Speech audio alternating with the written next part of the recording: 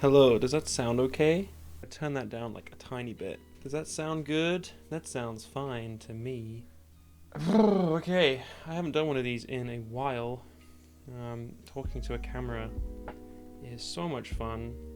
Getting absolutely no feedback from the thing you're talking to really helps to make conversation.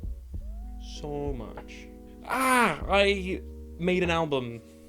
It's out on like every streaming platform: Amazon, YouTube Music, Spotify is the main one, I think. It's taken me a while to release. I've kind of been sitting on it for a bit, but I kind of finally decided to just get it out there into the world. The album's called This Won't Last Forever, and I thought that I'd make a little video talking a bit about the meaning behind each of the songs. The first song is called Mull, and it's based very much on a place called Mull, which is an little island off the west coast of Scotland.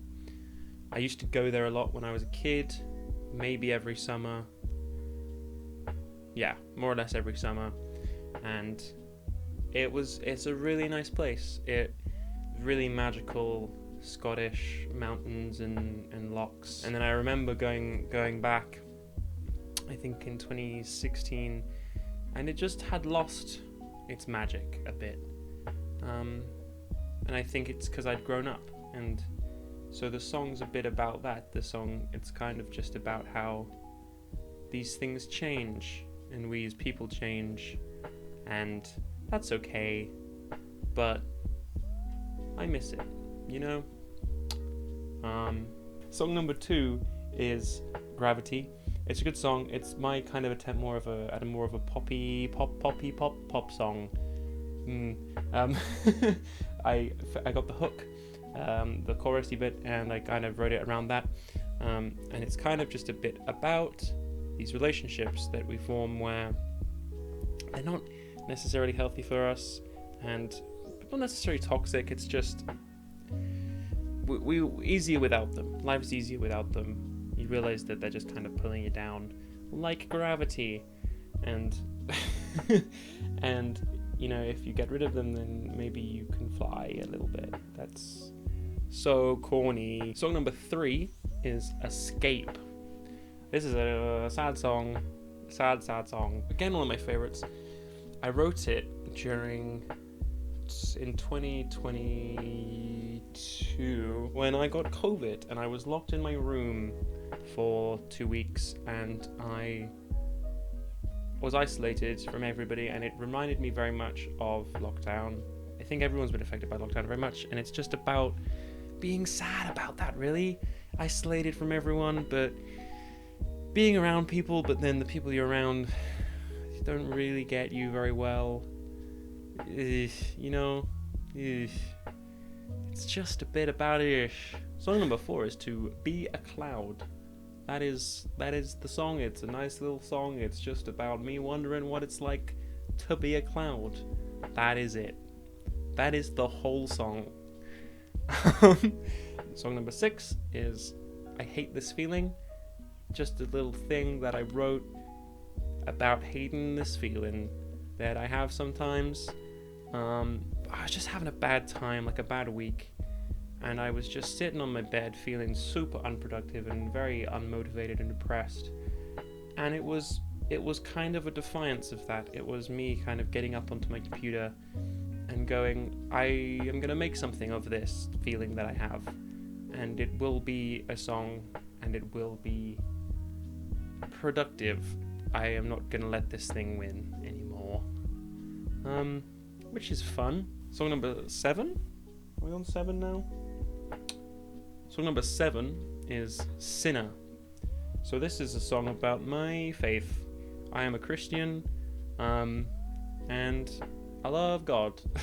Being a Christian isn't easy, and at no point do I want people to feel bad for me, because I know I will always respect that people have it way harder than me. But just because I believe in God and I believe in a higher power doesn't mean that everything's all sunshine and rainbows. And everything's figured out, and it's just kind of about the dark side of being a Christian. I think the questions I have about God and my mortality, and how that feels. Song number 8 is Change, and this was another kind of more upbeat, more poppy kind of thing. It was a nice song to write. It was really fun. It's really kind of fun and funky and yeah, cool. It's very much just very superficial about how change can be a good thing, and it's scary, and I do stay awake at night thinking about things that are gonna change, things that have changed. It's a bit more of a poppy song, not poppy as in like the flower pop song, pop. It was really fun to write. It's a lot of fun little jam, and yeah, it's pretty straightforward. Nothing incredibly deep or meaningful, particularly well. It's kind of meaningful. Change is a thing. 9 is a song called What Happened to My Childhood. That is a terrible title, really. It's too long, but it's a song that I wrote, and it's very similar to Mull. It's just kind of about what happened, you know? One day you're a kid, and then suddenly you're an adult at university, and you're at that point in your life where you realize that you are at the place where previously you'd been looking forward to, and that's weird. And you realize that this feeling of looking forward and looking at the things in the future and where you're going to be later on never really changes, and there is never really a finish line. You just kind of keep going,